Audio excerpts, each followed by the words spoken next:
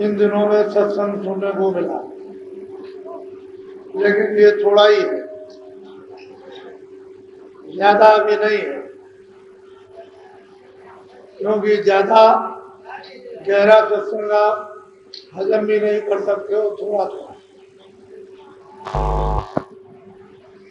समझदारी और होशियारी से बुद्धि को सब लोग अपने अपने सही काम में लो और मन इसको संसार की तरफ उन भोगों और परेशानियों की ओर से इसको मोड़कर थोड़ा सा सत्संग में इसको लगाओ तो ये मुलायम हो जाएगा। अपना सख्त रुख ये बदल देगा, कोमलता आएगी, तो ये धीरे धीरे परमार्थ पकड़ने के लायक बनेगा। विचार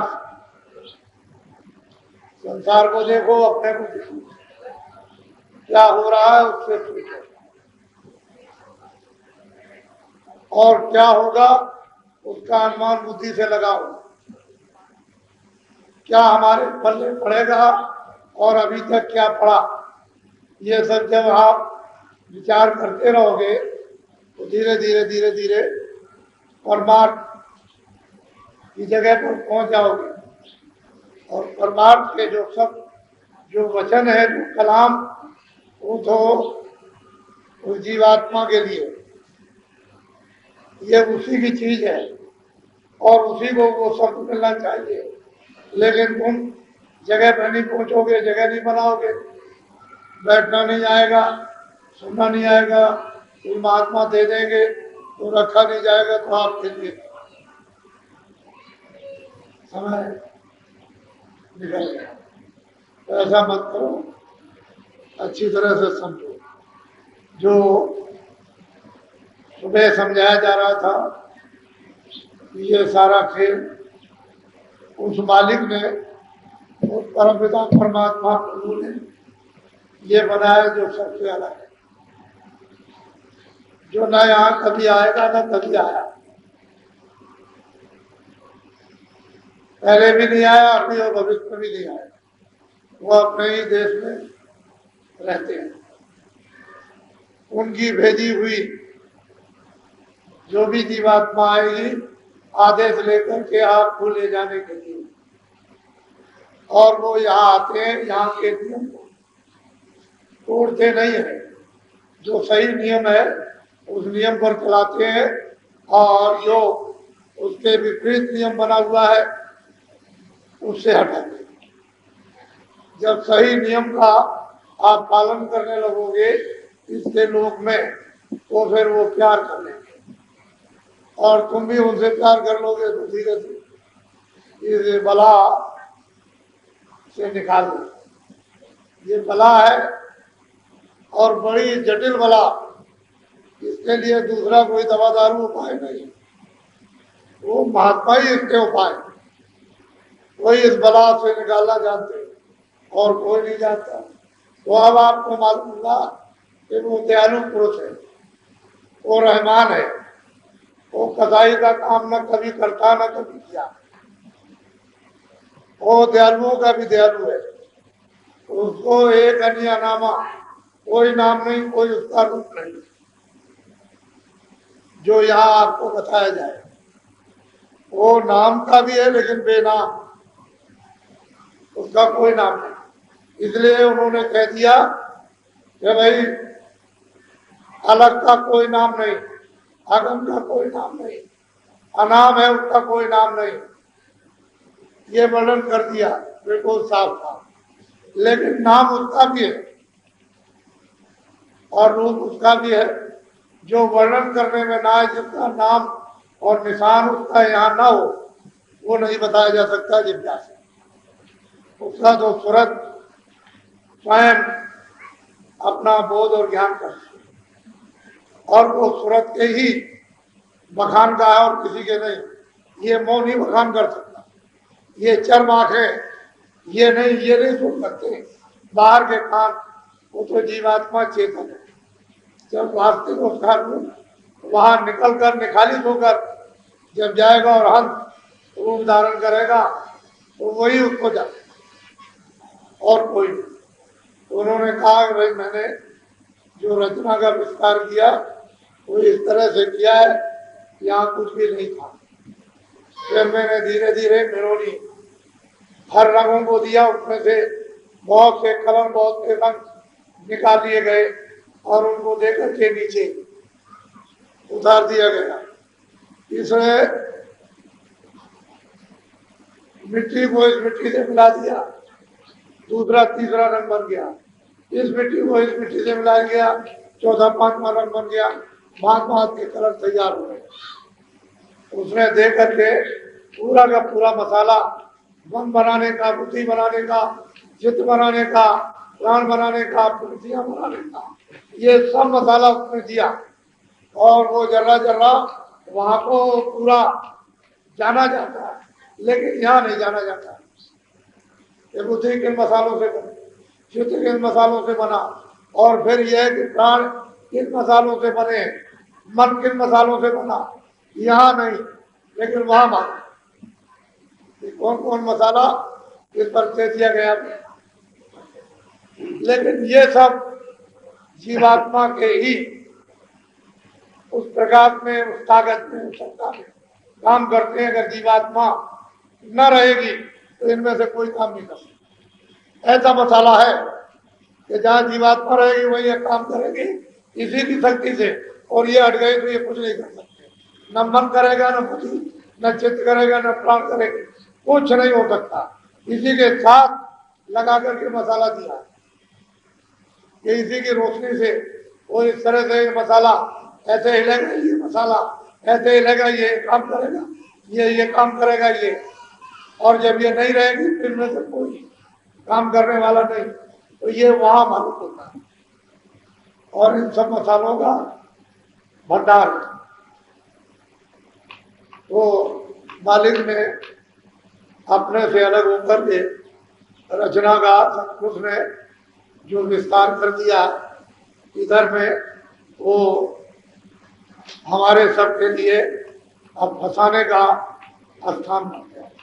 ठीक है, उसने फंसा भी लिया, 4 खाने 84 लक्ष्योनिया अर्थात नरक बनाए।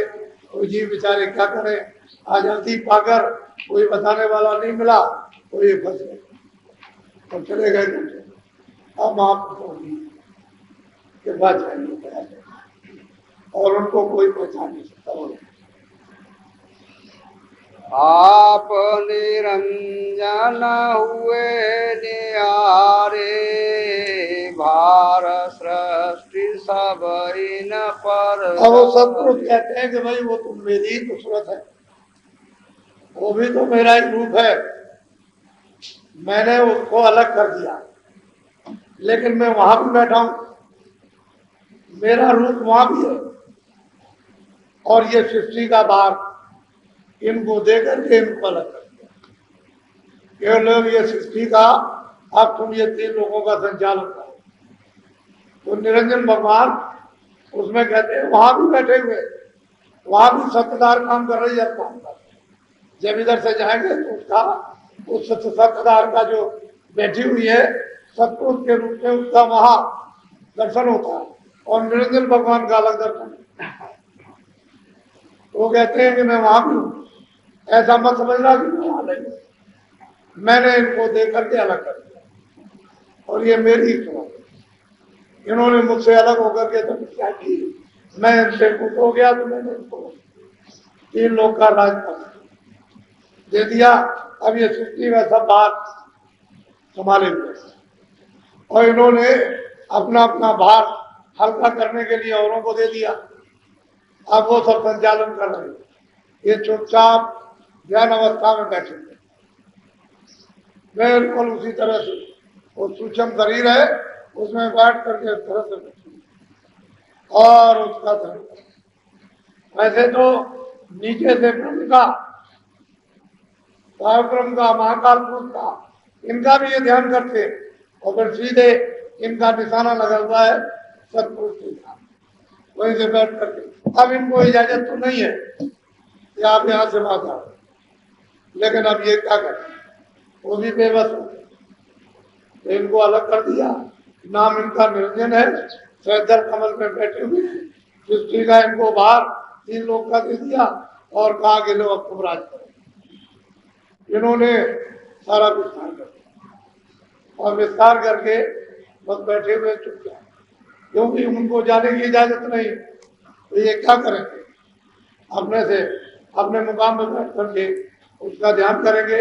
हो सकता है कि कभी प्रसन्न शायद हो जाए और मुझे वापिस यानी अपने देश में बुला ले, लेकिन अब वो कहते हैं कि मैं प्रसन्न होने वाला नहीं, मैंने तो इनको निकाल दिया। अब जीवों के ऊपर में तो माफी का जरिया रखा है कि इनको तो साथ मिला करके वापस ले आएंगे, लेकिन इनको वापस देश में अब आने का नहीं है, इनको देश में जाना कर दिया। दीप रचायक अपना न्यारा, तामे कीना बहु विस्तार। कहते हैं सतपुरुष ने एक दीप अलग बनाया, एक अपना दीप वो सोहम को उनका दीप बनाया और उनसे कहा कि अब तुम यहाँ बैठकर इधर तो मुझे तो देख सकते हो इस तरफ में, लेकिन ये है कि नीचे वाले वो इधर नहीं आ सकते, वो इधर नहीं आएंगे।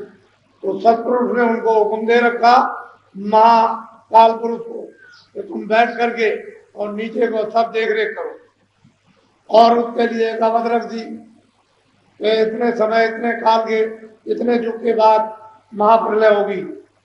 तो महाप्रलय में इन सब को समेट लो, न जल बचे, न पृथ्वी, न आकाश, न वायु बचे, न स्वर्ग बचे, न ब्रह्मा, न विष्णु, न वैकुंठ बचे, न शक्ति, न निरंजन भगवान बचे, न माया बचे, न ब्रह्म बचे, न वो प्रकृति बचे, न पुरुष बचे। सबको एक तरह से चटाई की तरह लपेट करके लेके चले जाते हैं। वो सोहम पुरुष उनका एक नाका है, लपेट के चल लेते। विधि विधान के साथ वो बता रहे हैं कि हमने दीप बनाया, उन दीपन में अलग अलग बड़े बड़े लोग बना दिए, उनमें अलग अलग राज स्थापित कर दिए, उनको बैठा दिया। ये नहीं है केवल सोहंगी पुरुष है, और भी वहां पर बड़े बड़े मंडल बनाए, उनमें वो राज कर रहे हैं। जब वो छोटे मोटे दीप, छोटे मोटे दीप कोई नहीं है कि भाई छोटे मोटे दीप हुआ, तो इतने भारी दीप है कि चाहे जरा नीचे जाओ ऊपर जाओ, अथाह उन्होंने बना। कहीं भी उसकी ये नहीं कि मतलब है किसकी कोई था मिल जाए तो समुद्र का हो तो नहीं बनता, तो वह सतलोक की क्या उसकी महिमा, या आगम लोग अलग लोग, वो तो बहुत बड़ी है। अनामी धाम कितना बड़ा होगा, तो संतों ने कलम को रख दिया और बस इशारे करके पालंग 8 दीप परमाना। कहते हैं वो एक पालंग 8 दीपों का बना के, और वो हिंडोला है यानी झूला झूला वहां से।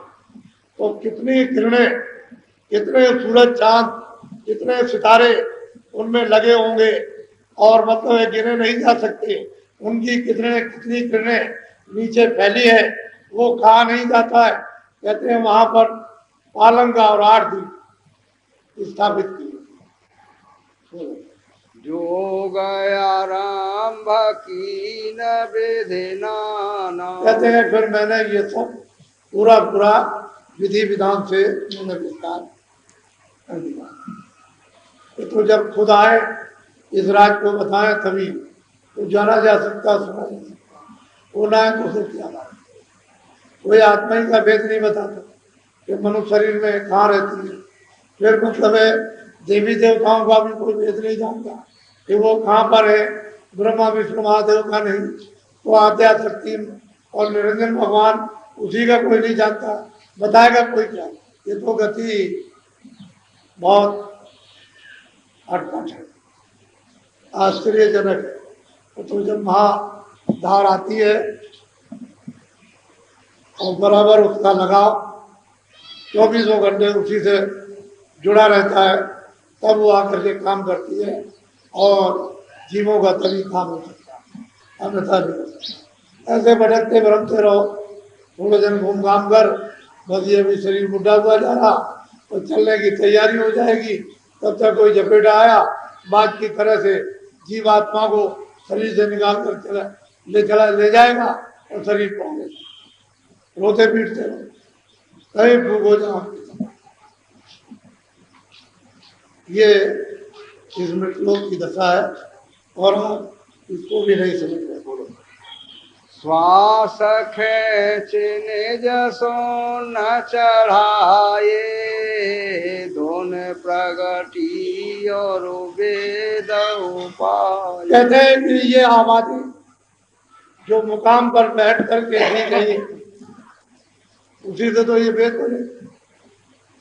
ये तपस्या कराई, समाधि लगाओ, तो समाधि जब लगी और चित्त मन बुद्धि और आत्मा जब एकाग्र हुई तो आवाज आने लगी, कान खुले, उन्होंने कहा लिखो, तो दर्शन तो हुआ नहीं लेकिन आवाज सुनाई देती रही। वो बोलते रहे, वो सुनते और लिखते रहे, चारों वेद। ये 18 पुराण से होता, ये सब आपके सामने इस कर्मकांड में आप लोग किसी के पास जाते तो भाई कौन सा सच्चा रास्ता इसमें लिखा हुआ है, क्या आपको मालूम है? ये तो आपको पूछा नहीं, तो पढ़ने वाले भी नहीं जानते कौन सा सच्चा रास्ता है, तो वो भी न समझ सके, क्या समझे? तो 80,000 कर्मकांड, 16,000 उपासना कांड और 4,000 ज्ञान कांड, तो उनमें कौन ढूंढेगा? छुपा छुपा कर जंगल में बूटी को रख दिया है, किसी की समझ में नहीं आता। ज्ञान कांड नाम किसका और ज्ञान पराकाष्ठा का किसको कहते, कुछ नहीं मालूम, सब विधान बना दिया। अब संयम से छूटोगे, ये कहोगे मैं ऐसे ही छूट जाऊंगा, अब तो आपको मृतलोक के विधान का पालन करना पड़ेगा।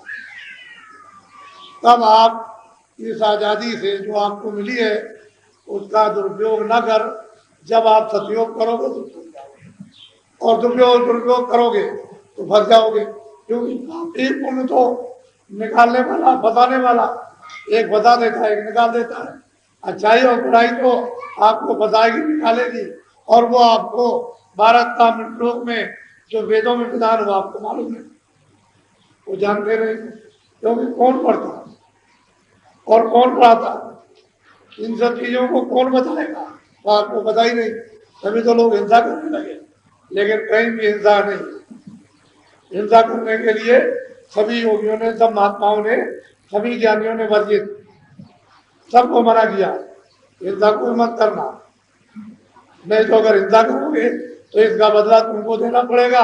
एक दिन तुम पर भी हिंसा होगी और काल शीत पर धाकर दौड़ करके ये सब तोड़ देगा, उछल देगा, फिर रेसे रेसे कर देगा, पता नहीं चलेगा, चिल्लाते रह जाओ।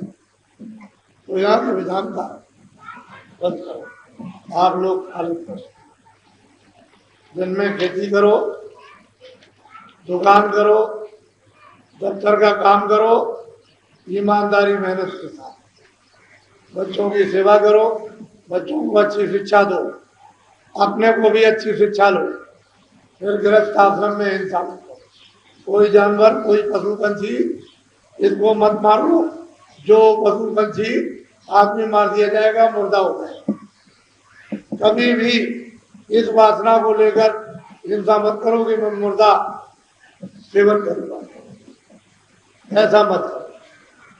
और आए गए कर सकता उसका भी करो, संयम से रहो, कोई मना नहीं करता है, लेकिन संयम से चलोगे, मानव कर्म करते हुए, तब तो आपको मानवता का भी फल मिल जाएगा, और कोई महात्मा मिल जाएंगे तो आपको अपना साथी बना देंगे और निकाल देंगे, और तोड़ फोड़ करोगे तो फिर वो सही निरादर करेगा, अपमान करेगा, मरवा देगा, बेइज्जती करेगा, रोग फैला देगा, कोई और घटना करा देगा, धन हरण कर लेगा, निधि हरण कर लेगा, कुछ और कर लेगा, बच्चे मरवा देगा, बच्ची मरवा देगा, स्त्री मरवा देगा, कभी पुरुष मर जाएगा।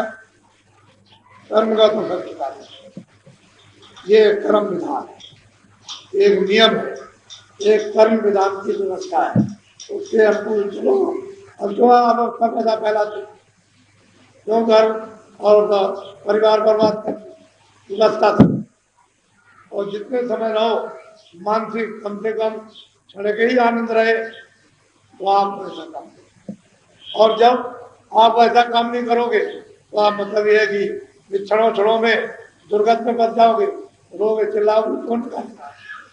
इसको जो अच्छी तरह से विचार करो। तो एक बात आप समझना, हमारे पास कोई भी आदमी रहना होशियारी से रहना।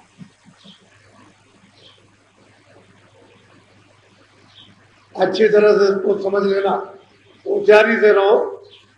किसी के पैसे से, किसी दगाबाजी से, किसी बेईमानी से या बुरे शब्दों से हमारे पास रह करके व्यवहार मत करो। होशियारी से रहो। अगर मेरे पास रह करके दगा किया तो फिर तुम समझ लो बेईमानी की, तुम झूठ बोले, तुमने मतलब किसी को चकमा दे दिया, तो ये ठीक है। क्योंकि महात्मा अपने निशाने पर रहते हैं। फिर किसी को क्षमा नहीं करते।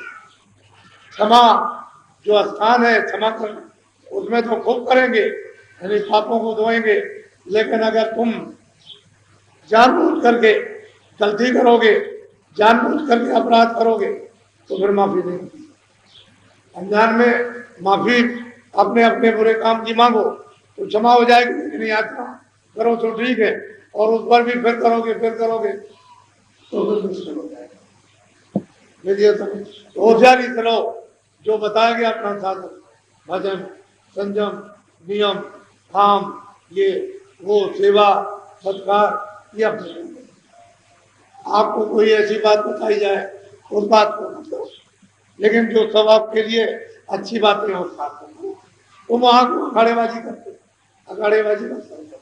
क्योंकि अगले को कोई धोखा देगा, तकलीफ होगी, तो किसका नाम बदनाम होगा। कहते नहीं महात्मा जी के पास रहते थे, उनके पास रहते थे, और मतलब ये इन्होंने ऐसा किया तो ऐसा महात्मा जी ने किया, या ऐसा महात्मा जी ने कराया, या साधु जी ने कराया, तो फिर ये संगत की और महात्मा जी की बहुत पहचान इससे होता है।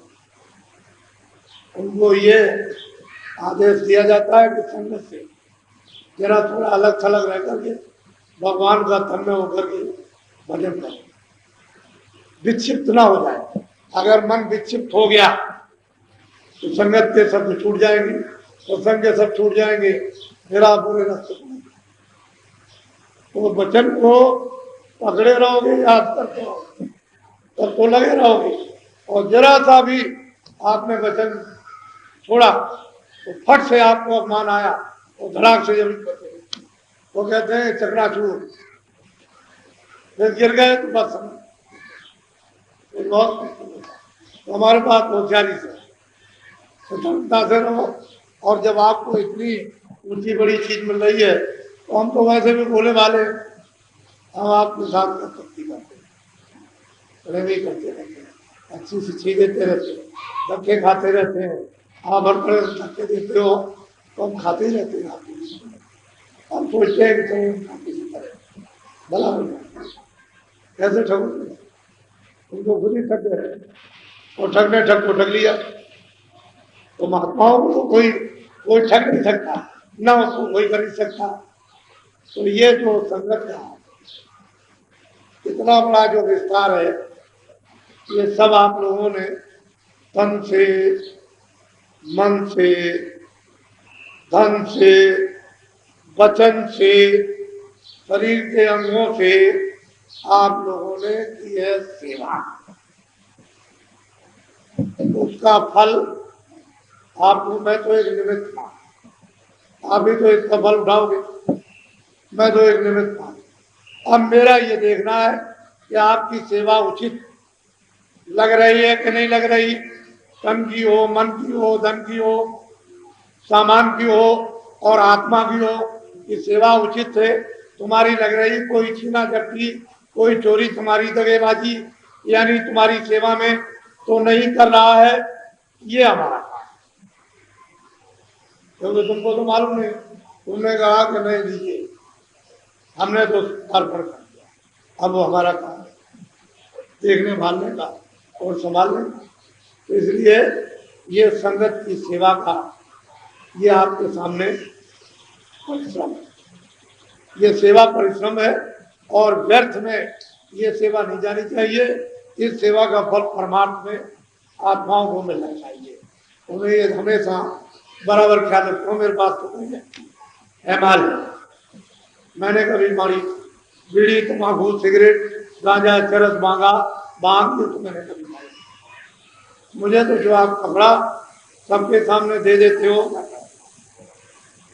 कपड़े पहले लंगोटी ले आते हो इस बात से तो मेरे पास पर्याप्त मात्रा में आप दे देते हो, मैं बांट देता हूँ।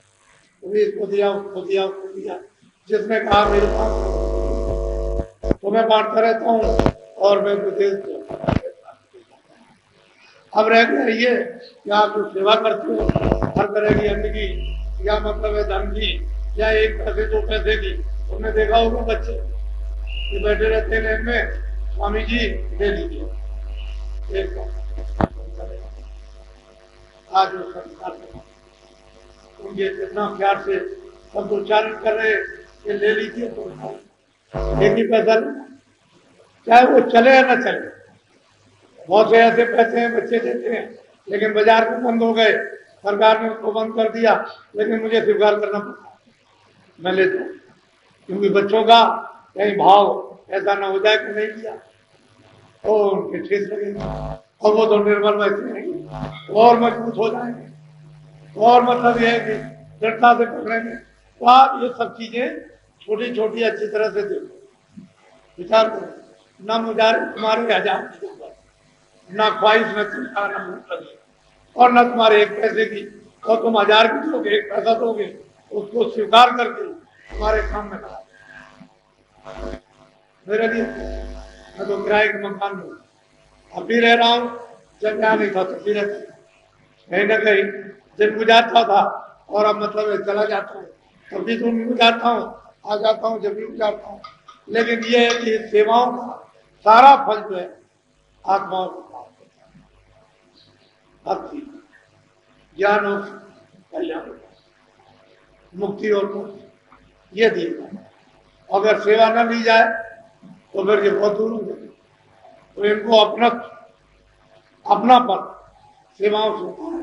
हमने समझी सेवा की, हमने टोकरी डाली, हमने मिट्टी डाली, हमने ये डाला, हमने वो डाल दिया, हमने ये सेवा की, हमने फटुआ चलाया, हमने झाड़ू लगाई, हमने खंभे गाड़े, तो ये सब सेवाओं का यथा उचित भक्ति का वो दिया जाता है।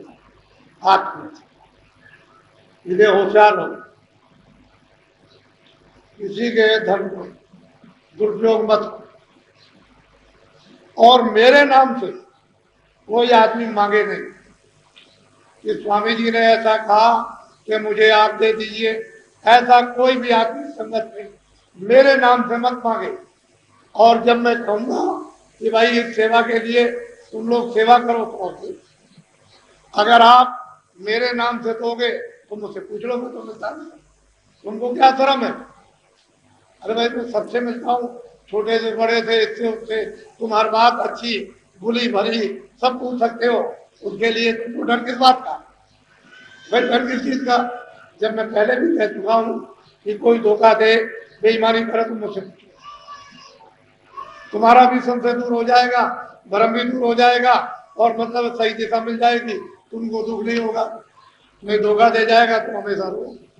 इस संगत में धोखा हो गया तो गुरु महाराज ने संभाल ली थी, गलती करोगे तुम और मतलब यह है कि फिर तुम ही गिर जाओ, अपराध लगाओगे तो ऐसा काम।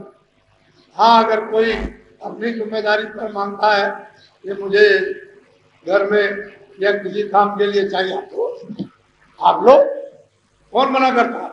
दीजिए, मेरे नाम से कर दो, मुझे कलंकित मत करो, आप अपना दो अपना लो कि भाई मैं लेता हूं, मैं तुमको दूंगा, इसकी जिम्मेदारी मेरी तुम्हारी और महाराज जी की जिम्मेदारी नहीं है। तो ठीक है लीजिए दीजिए, मैं क्या मना करता हूँ। लेकिन जब मेरे नाम तुम मांगोगे और किसी को तकलीफ होगी अच्छी बात, तो मैं इशारा ही करता हूँ, इशारे में सब कुछ आपको समझ आता है। और ऐसे लोग को आदेश देता हूं जो लोग भजन करें ज्यादा से ज्यादा। अच्छा है, शायद भजन करने में फिर माफी हो जाए। वो ये तो नहीं है कि कोई मैं श्राप दे रहा हूं, अरे भाई भजन करने के लिए तो कह रहा हूं। और मतलब ये भजन से पर्दा अगर कट जाए हट जाए तो अच्छी बात है। तो उस भजन करने में जब भजन करोगे तो सहयोग मिलेगा, नहीं भजन करोगे संसारियों से भी ज्यादा नीचे चले गए और फिर माफी नहीं होगी। और ऐसी जगह डालकर वहां फेरे जाओगे तो वहां चिल्लाओगे, कोई बचाने वाला नहीं। ऐसा काम और जब होता है मेरे सब है। जब मैं आपको तो अपना मानता हूँ, आप मुझे कहते हो मेरे, तो मैं क्यों काम करता हूँ कि आप मेरे मैं आप। अरे भाई स्त्री और पति यही तो कहता है कि तुम मेरी हो मैं तुम्हारा महात्मा। और क्या कहते हैं भाई मैं तो तुम्हारा हूँ तुम मेरे हो, मैं तुम्हारी सेवा करूँ, मैं तुमको देखूँ तुम हमको देखो, सीधी बात मोटी सी।